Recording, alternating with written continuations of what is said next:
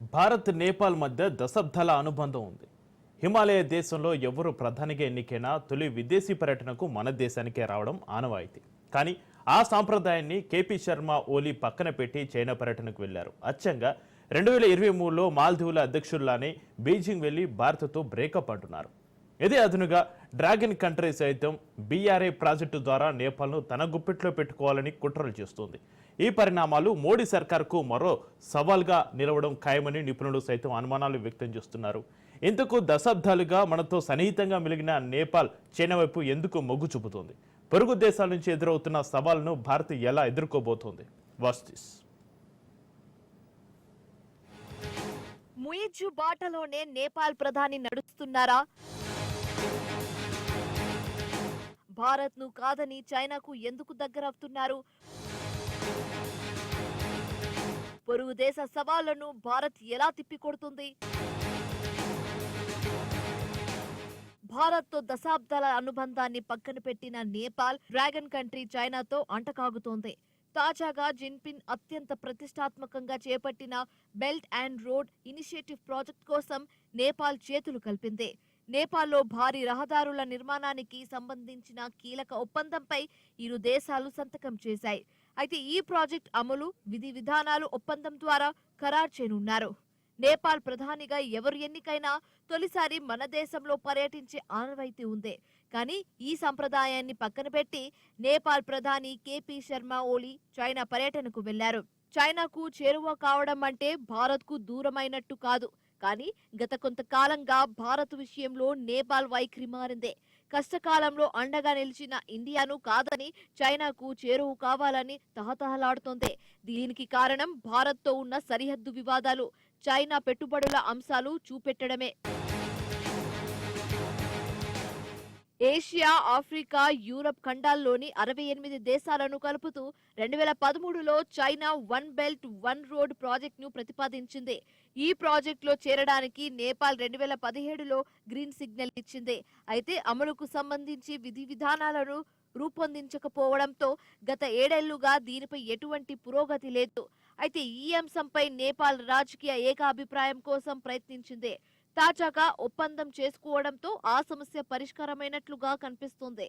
నిజానికి చైనా అనుమానాస్పద ఒప్పందాలు, ఉద్దేశాలతో బీఆర్ఐ ప్రాజెక్టులో చేరడానికి చాలా దేశాలు వెనక్కి తగ్గుతున్నాయి. చైనా అప్పుల ఉచ్చులో కొన్ని దేశాలు చిక్కుకుని విలవిల్లలాడుతున్నాయి. రుణాలను ఎగరవేసి తన చెప్పు చేతుల్లోకి తెచ్చుకుంటుందనే ఆరోపణలు కూడా ఉన్నాయి. ఇందుకు శ్రీలంక, పాకిస్తాన్లే ఉదాహరణ. అలాగే చైనా ప్రాజెక్ట్ జాతీయ భద్రత సమస్యలను విస్మరించి ఇతర దేశాల సార్వభౌమికాధికారాన్ని ఉల్లంఘించిన చరిత్ర కూడా ఉంది. ఇది తెలిసి నేపాల్ డ్రాగన్ ట్రాప్ లో పడుతోంది. ఇప్పటికే రుణాలు పెరిగిపోయి నేపాల్ ఆర్థిక వ్యవస్థ దివాలా తీయడంతో ప్రతిపక్ష నేతలు ఆందోళన చెందుతున్నారు. కేపీ శర్మ ఓలీ సర్కార్లోనూ చైనా అమలు చేస్తున్న ప్రాజెక్టుల వల్ల ఎదురయ్యే ప్రమాదాలపై తీవ్ర చర్చ జరుగుతోంది. సర్కార్లో కీలక మిత్రపక్షం నేపాల్ కాంగ్రెస్ చైనా రుణాల ద్వారా నిధులు సమకూర్చే ప్రాజెక్టులని తీవ్రంగా వ్యతిరేకించింది. ప్రొఖోరాలో 2వ అతిపెద్ద ఎయిర్పోర్ట్ నిర్మాణానికి చైనా $200 మిలియన్ పైగా రుణం అందజేసింది. గతేడాది ఈ ఎయిర్పోర్ట్ ప్రారంభం కాగా భారత్ దీనిపై తీవ్ర ఆందోళన వ్యక్తం చేస్తుంది. కానీ అంతర్జాతీయ విమాన సర్వీసులు లేక ఈ విమానాశ్రయం నష్టాలను చూడాల్సి వచ్చింది. కఠ్మండు నుంచి 120 కిలోమీటర్ల దూరంలో ఉన్న ప్రోఖ్రా భారత సరిహద్దు నుంచి విమానంలో 20 నిమిషాల కంటే తక్కువ సమయంలో చేరవచ్చు.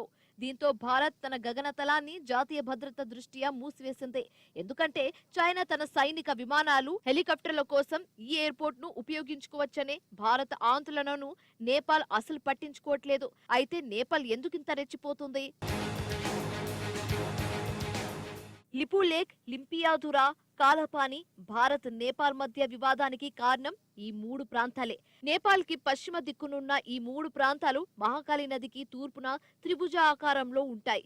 అయితే ట్రీటీ ఆఫ్ సుగాలిలో నేపాల్ సరిహద్దుల్ని స్పష్టంగా ప్రస్తావించారు. ఒప్పందం ప్రకారం నేపాల్ కి పశ్చిమ దిక్కున సరిహద్దు మహాకాళి నది వరకు ఉంది. ఇది దక్షిణ దిక్కున చూరే రేంజ్ నుంచి తెరాయి ప్లేన్ వరకు నిర్మించారు. అయితే అప్పట్లో నేపాల్ ఈ సరిహద్దుల విషయంలో అసహనం వ్యక్తం చేసింది. పూర్తి స్థాయిలో ఒప్పందానికి అంగీకారం తెలపలేదు. కానీ బ్రిటిష్ వాళ్లతో పోరాడే సత్తా లేక చివరికి రాజీపడింది. ఈ 3 ప్రాంతాలు ఉన్న భూభాగం ఇటు ఇండియాకి అటు నేపాల్కి వ్యూహాత్మకంగా చాలా కీలకమైనవి. ఆ మాటకొస్తే భారత శత్రు దేశం చైనాకు కూడా చాలా కీలకం. ఎందుకంటే భారత్, నేపాల్, చైనాకి ఇదే ట్రై జంక్షన్. 1962లో చైనాతో యుద్ధం చేసిన సమయంలో భారత్ ఇక్కడే చెక్ పోస్టులు నిర్మించింది. కాలాపాని, లిపు లేక్ ప్రాంతాల్లో చెక్ పోస్టుల నిర్మాణం జరిగింది. ఇప్పటికీ లిపు లేక్ లో పోలీస్ పోస్ట్ యాక్టివ్ గానే ఉంది. భారత్ తో బోర్డర్ వివాదాన్ని తెరవెనక నడిపిస్తుంది చైనానేనని అనడానికి ఇంతకంటే ఉదాహరణ అవసరం లేదు.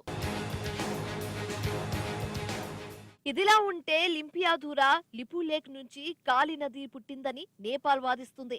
ఈ 2 ప్రాంతాలు నదికి తూర్పున ఉన్నాయి.